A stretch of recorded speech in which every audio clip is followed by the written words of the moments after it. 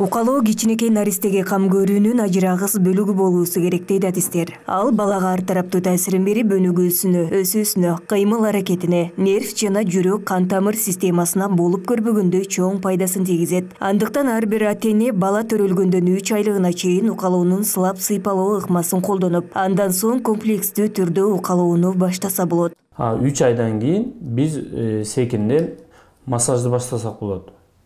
Себеби массаждын негизги пайдасы жаш ымыркайларга бул баланын денесиндеги кан айлануусун күчөйтүү. Ошонун негизинде кан айлануусу жакшырып күчөгөндө бул баланын бардык клеткаларына жана мээсине кислород толук жетип, баланын уйкусу жакшырат.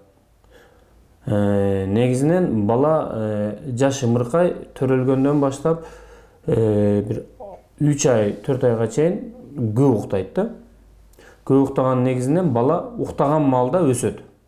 Көпчүлүк ата-энелер балдарын укалоочу адистерге алып келүүдө баланын абалы жакшы, укалоонун кажети жок деген ойду карманышат. Бирок бул жаңылыш пикир. Анткени кичинекей бөөктүн болочокто ден соолукта болушу үчүн укалоо алып туруусу керек. Бул балдардын туура өсүп жетүүсүнүн негизи. Ал баланын иммунитетинин бекем болуусуна үлгү түзүп, укалоону алып жүргөн балдар оору сыркоодон оолак болот. Массаж бул денедеги кан айлануусун, зат алмашуусун, денеде кан канча жакшы айланып, бардык клеткаларга кан жетип турса, бизде кан аркылуу көп керектүү заттар клеткаларга жетет да. Кислород жетет. Ошонун негизинде ошолор алмашып, түйүлгөн булчундар бошошуп, бала кеңири баягы баланы беспокоить эте турган эчтеке жок. Балага удобство создавать этсең, ошондо бала жакшы өрчүшүп, жакшы өсөт, жакшы жетилет. Булар кандай уйкусу жакшы болуп, көңүлү ачык, жакшы уже бала активный болуп калат, более активный.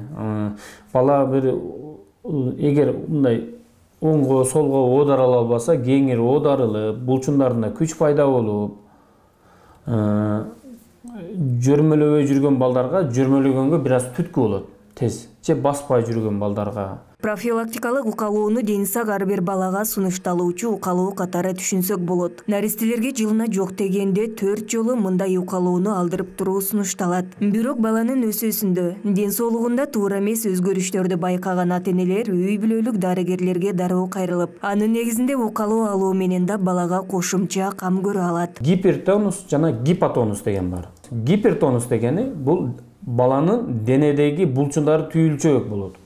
Бала путун бербейт, колун бербейт, каттык болот дарылоосу. Бул жөн эле массаж. Массаж алганда баланын денедеги булчундар бошошуп, бала жеңилдеп, жакшы уктайт. Гипотонус деген бул баланын денедеги булчундары боштугунан. Баланы мындай көтөрсөң, бала шалпыйып тура берет. Путка тургузсаң, путуна тура албайт. Булчундарды нормага келтирсе болот. Айрым кездерде укалоо терс таасирин тийгизип да калышы ыктымал. Андыктан укалоо жасаганга болбой турган убактарды да эске алуу абзел. Маселен, төмөндөгү учурларда балага массаж кылууга тыюу салынат. Массажды бардык учурда эле кыла бербейбиз. Бала биринчи очередь дене табы жогору болсо, массаж болбойт балага. Бала ооруп же сыркоолоп, бир дене табы жогору болгон маалда массаж кылынбайт. Жана бала обильная потливость дейт, көп тердейт. Өтө көп тердеп неме болгондо, бул признаки рахита.